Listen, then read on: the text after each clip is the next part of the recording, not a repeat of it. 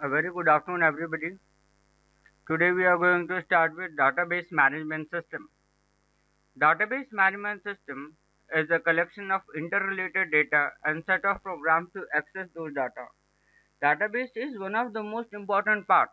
Whether you are working on web application, whether you are working on Android application, whether you are working online or offline.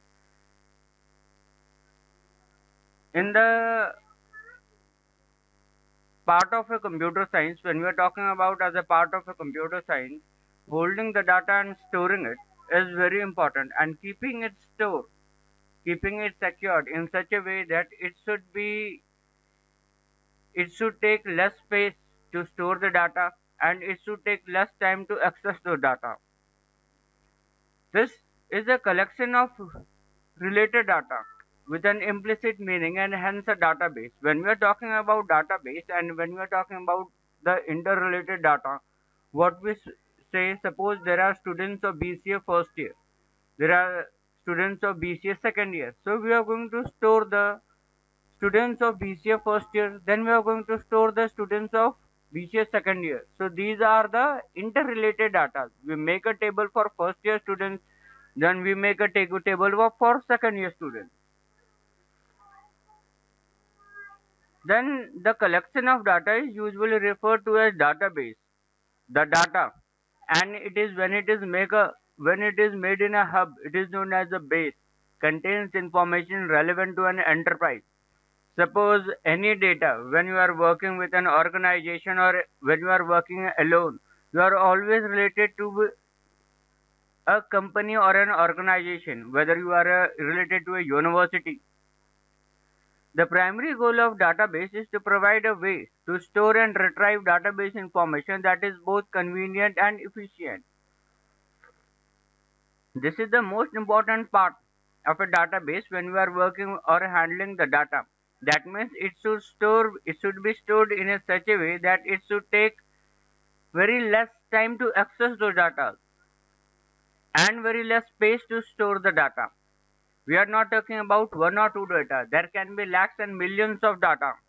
So it is very important for all of us to store the data in a very convenient way. By data, we mean the facts that can be recorded that have implicit meaning. Proceeding further, database systems are designed to manage large bodies of information. Management of data involves both defining of structures for storage of information and providing mechanisms for the manipulation of information. In addition, database systems must ensure the safety of information stored. Despite system crashes or attempts at unauthorized access, if data are to be shared among several users, the system must avoid possible anonymous results. We are talking about the security. That means when we store the data, only the authenticated person should be allowed to access those data. Suppose the students of BCA first year students are there. Only either the faculty or the concerned person or the concerned department should be allowed to access those data.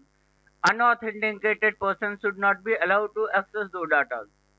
For example, when we take proceeding further, consider the examples of name, telephone numbers, and address of the people you might be knowing. We have recorded this data in an indexed address book. We store the data in a Excel sheet or anywhere.